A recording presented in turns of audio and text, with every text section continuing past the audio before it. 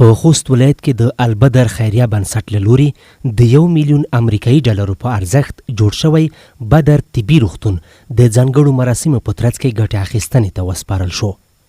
د پرانیستي په مراسمو کې د کورنیو چارو وزیر خلیفه سراج الدین حقانی، د کورنیو چارو وزارت مرستیال مولوي محمد نبی عمری، د خوست ولی عبدالرحمن حقانی، مرستیال ولی مولوي محبوب شاه قانت، د بیلابیلو ادارو مسؤلینو، علماء کرامو، ډاکټرانو، بهرنیو میلمنو او ګڼ شمېر هیوادوالو ګډون کړی و. د غونډې پر مهال د کورنیو چارو وزیر وویل هیوادوال باید په خپلو ډاکټرانو باور وکړي او هڅه به وشي چې په بدر روغتون کې لا زیات او بشپړ خدمات په وړیا ډول وړاندې شي.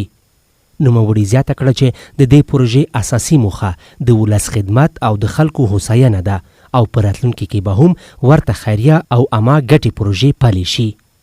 بدر طبي کمپلیکس چې په څه باندې 3 جریبه ځمکه کې جوړ شوی یو مجهز روغتون، جومات، هوټل او کانټین لري.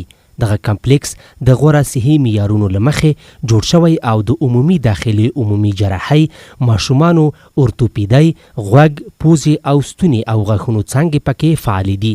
د مسؤلینو په وینا د روغتون 50 سلنه خدمات به ناروغانو ته په وړیا ډول وړاندې کیږي.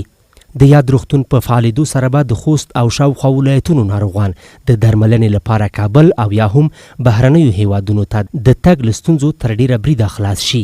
مسؤلین وایي بدر طبي کمپلیکس په جنوب ختیځ زون کې لومړنی روغتون دی چې د نړیوالو معیارونو او عصري طبي امکاناتو له مخې جوړ او سمبال شوی دی.